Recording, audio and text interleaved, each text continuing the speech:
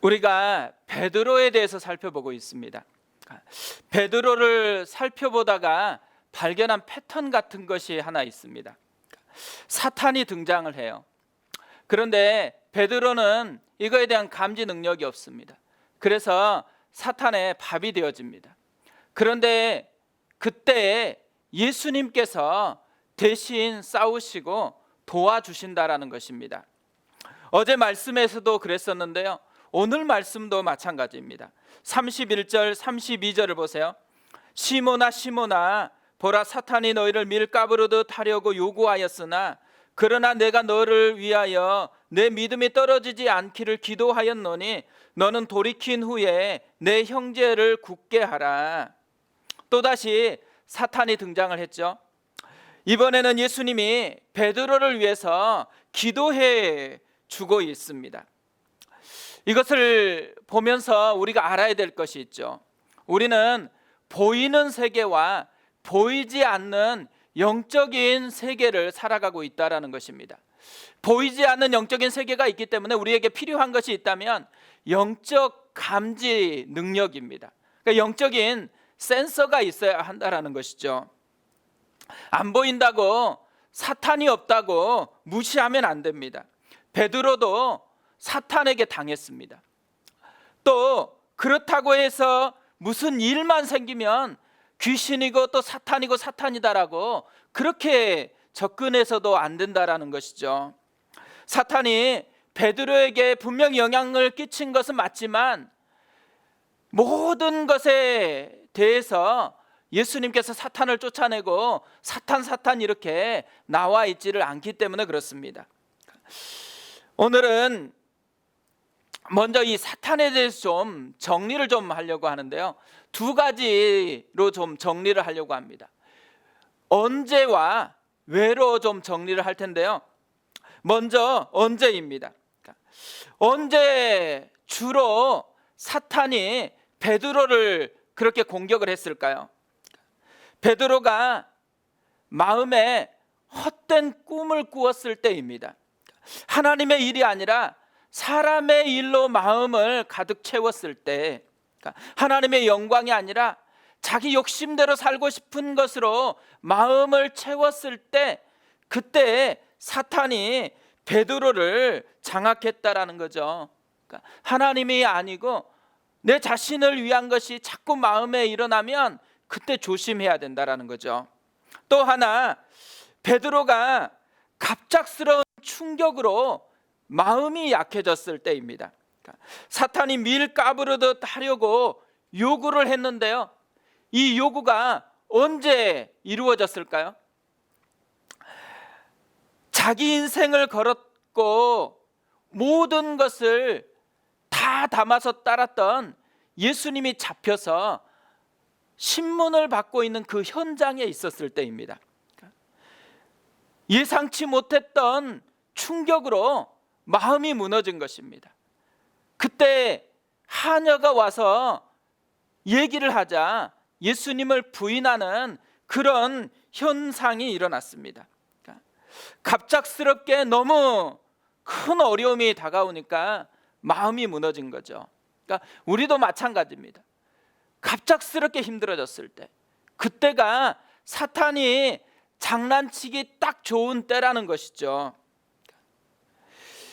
어제 신문을 보다가요, 참 마음이 아픈 기사 제목이 있었습니다. 하루 실직자 6,100명, 매일 대기업 하나가 사라진다.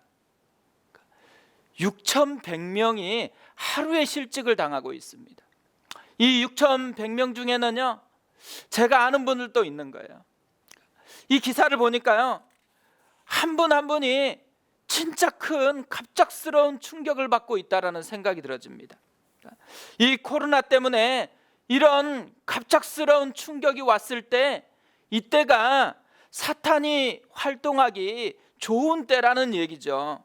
그렇기 때문에요, 이런 때에 대비를 해야 됩니다. 영적으로 이런 때에 깨어 있어야 한다라는 것이죠. 두 번째로는요, 왜입니다. 왜? 사탄이 왜 이렇게 베드로에게 영향을 끼치려고 할까요? 오늘 말씀을 보니까요, 두 가지를 막기 위해서인 것 같습니다.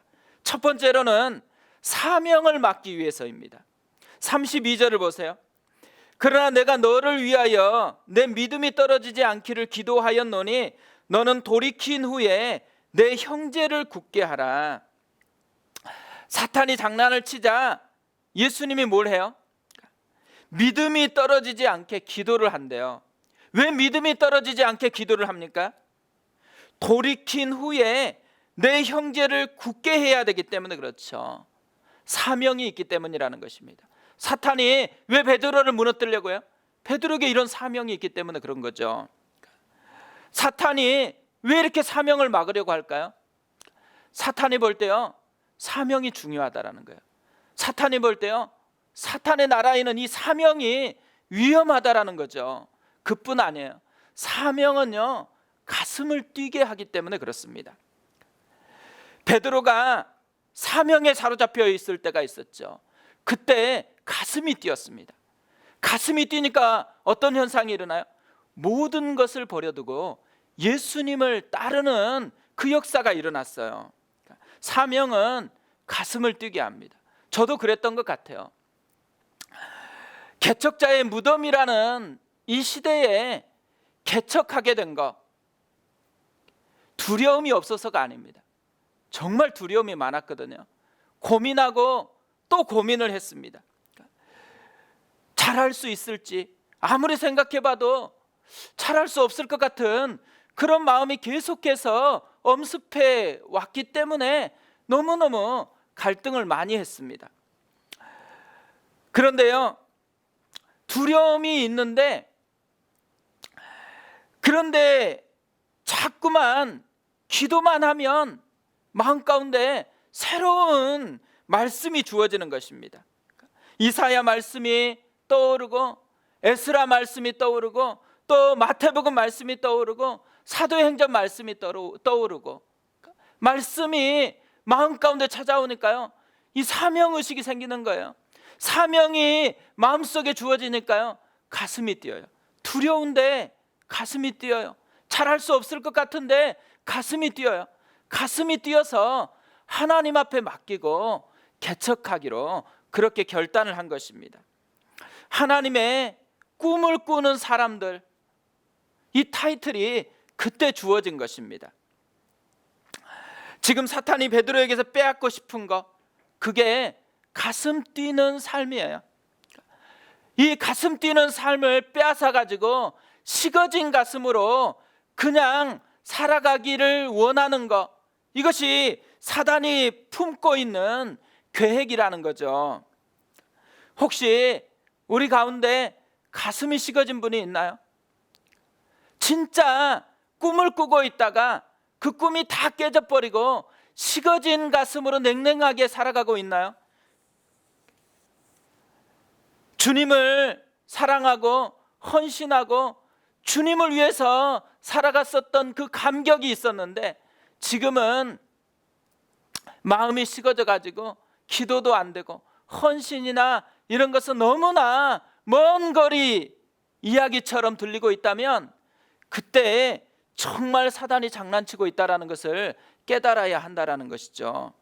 빨리 이것을 벗어나야 됩니다. 왜 사단이 우리에게 이런 장난을 친다고요? 사명이 중요하기 때문에.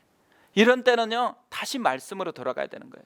말씀으로 다시 마음을 채워야 되는 거예요.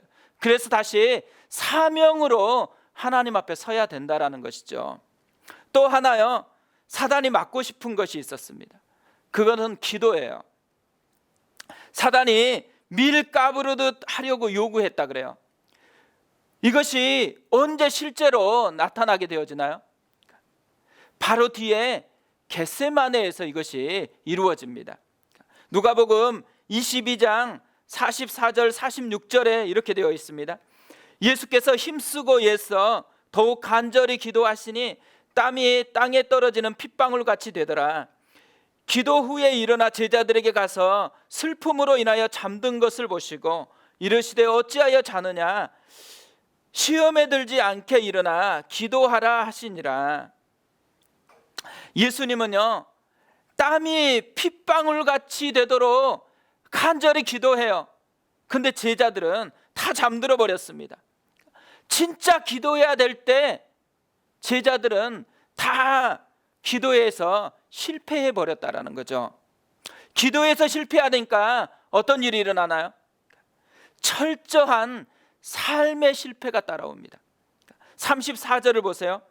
이르시되 베드로야, 내가 네게 말하노니 오늘 닭 울기 전에 내가 3번 나를 모른다고 부인하리라 하시니라. 예수님께서 하신 이 말씀이요 그대로 이루어집니다. 61절 62절인데요 주께서 돌이켜 베드로를 보시니 베드로가 주의 말씀 곧 오늘 닭 울기 전에 내가 3번 나를 부인하리라 하심이 생각나서 밖에 나가서 심히 통곡하니라. 진짜 3번이나 부인했을 때 닭이 울었습니다. 그래서 밖에 나가서 심히 통곡을 합니다. 기도에 실패하니까요 결과가 뭐예요? 심히 통곡하는 인생이 되었다라는 것이죠. 오늘 이 말씀을 기록한 이유가 어디 있을까요? 이렇게 우리가 베드로를 살펴봐야 되는 이유가 어디 있을까요? 베드로는 실패했지만 우리는 실패하면 안 되니까. 베드로와 똑같이 우리에게도 그런 위기가 찾아오기 때문에 그런 것입니다. 우리가 베드로처럼 실패하지 않으려면 어떻게 해야 될까요? 오늘은 2가지를 말씀을 통해서 살펴보려고 하는데요 첫 번째로는 위기의 때는 무조건 기도해야지 결심으로 때우면 안 된다라는 것입니다. 지금 예수님이 시모나 시모나 이름을 2번씩 불러요. 그러면서 얘기했죠. 사단이 밀가루로 하려고 요구했다라는 거예요. 무슨 말이에요? 그럼 기도해야 된다라는 거예요. 지금이 진짜 기도해야 될 때라는 거죠. 근데 정작 당사자인 베드로는 어떻게 합니까? 33절을 보세요.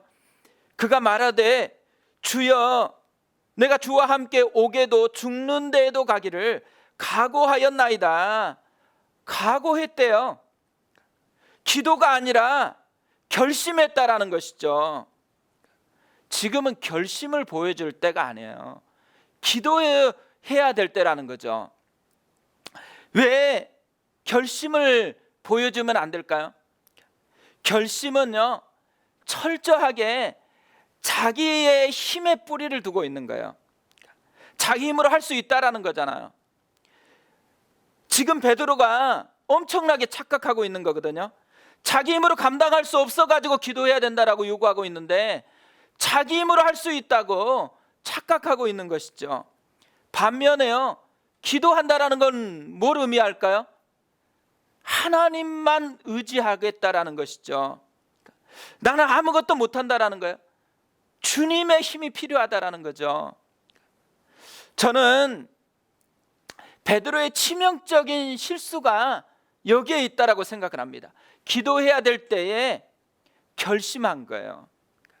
하나님을 붙잡아야 될 때 자기를 자랑한 거예요. 왜 베드로가 기도해야 될 때 결심으로 때우고 있을까요? 자기가 깨지지 않았다라는 거죠. 자기를 부인해라고 그렇게 요구했는데 아직도 자기가 깨지지 않았다라는 것입니다.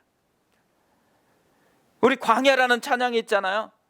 내 자아가 산산이 깨지고 높아지려 했던 내 꿈도 주님 앞에 내려놓고 오직 주님 뜻만 이루어지기를 나를 통해 주님만 드러나시기를 광야를 지나며 이 광야에 은혜가 필요했던 거죠.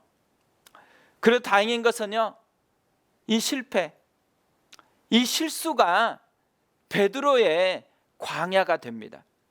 이 실수를 통해서 베드로는 철저하게 진짜 자아가 깨져요. 그래서 어떻게 돼요? 이후에 사도행전을 보면 진짜 기도하는 사람이 돼요. 진짜 하나님을 붙드는 사람이 돼요. 진짜 하나님을 자기 힘으로 삼은 그 사람이 되어집니다. 그래서 사명을 감당하는 거예요. 자기가 깨지고 하나님을 붙들 수 있을 때 그때 하나님의 사명이 우리를 통해서 이루어질 수가 있다라는 거죠. 우리에게 주신 가장 강력한 무기는요, 결심이 아니에요. 기도입니다. 우리가 철저하게 하나님을 붙들고 기도하는 종들이 되었으면 좋겠습니다. 두 번째로 해야 될 것이 있다면 평상시에 훈련을 해야 합니다. 겟세마네에서 제자들이 잠든 이유를 성경에서는 두 가지로 설명을 합니다. 하나는 피곤해서, 마태복음 26장 43절입니다. 다시 오사 보신즉 그들이 자니 이는 그들의 눈이 피곤함이 일러라. 피곤해서 잠들었대요. 또 하나, 슬퍼서입니다. 누가복음 22장 45절입니다.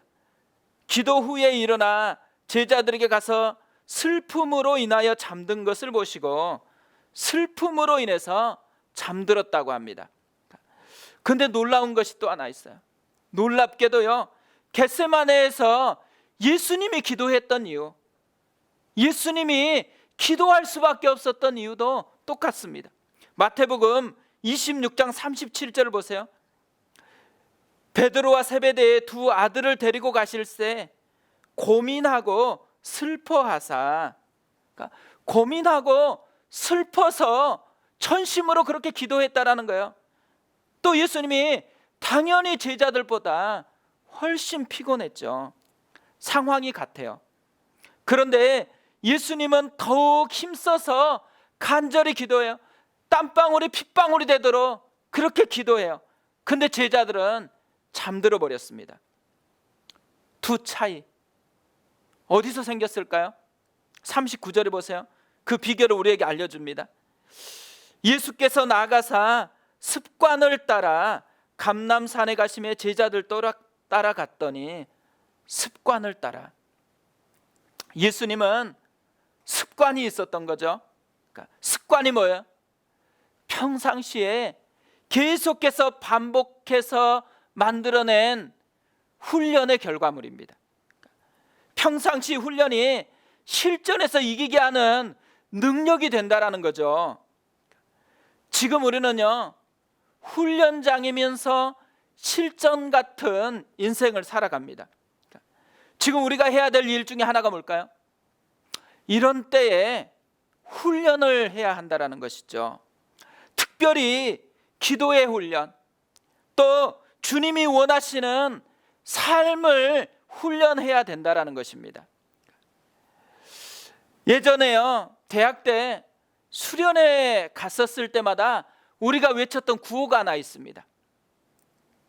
그게 뭐냐면, 평상시에는 천국처럼 우리가 살지 못했는데 이때만큼은 천국에서 할 것처럼 해보자입니다. 천국에서 사용할 것 같은 말을 해보고 천국에서 행동할 것 같은 그런 행동을 이 짧은 기간에 한번 해보자라는 거예요. 그래서 서로를 위해서 기도를 해줘요. 또 서로 사랑하고 축복하는 말을 해줘요. 또 부족하고 힘든데 감사하는 말을 해요. 또 틈만 나면 찬양을 해요. 말씀을 봐요. 그때마다요, 제가 발견한 것 한 가지가 있습니다. 생각하는 것, 그것에서 우리 행동이 나오는 게 아니고요, 진짜 몸으로 훈련하는 것에서 행동이 나온다라는 거예요. 훈련은 이제까지 하지 않았던 것을 하는 거거든요. 그러니까 그것은 자연스럽지 않다라는 거예요. 그러니까 처음부터 잘 될 거라고 생각하면 그 오산입니다. 그런데요, 안 돼요. 익숙하지 않기 때문에. 그런데 계속해서 반복하는 것이 훈련이라는 것이죠. 어떻게 보면 지금이 가정에서 천국을 훈련해야 될 때라고 생각을 합니다. 다 집에 모여 있으니까 나가지도 못하니까요, 너무너무 답답한 게 현실입니다. 이 답답하다라는 건 뭘 의미해요? 우리가 천국 훈련이 안 됐다라는 거죠. 천국 훈련이 되었으면 어떻게 됐을까요? 그 어디나 하늘나라라고 그렇게 고백했을 거예요. 근데 그 어디나 하늘나라가 아니죠. 너무너무 답답한 거예요. 뭐가 필요하다라는 거예요? 천국 훈련이 필요하다라는 거죠. 우리도 천국에서 할 것 같은 것으로 이때에 보내봤으면 좋겠습니다. 아마 이 시간도 분명히 지나갈 거예요. 이렇게 함께 있을 수 있는 시간도 분명히 지나갈 거거든요. 이렇게 함께 할 수 있을 때 천국 훈련을 우리가 해봤으면 좋겠어요.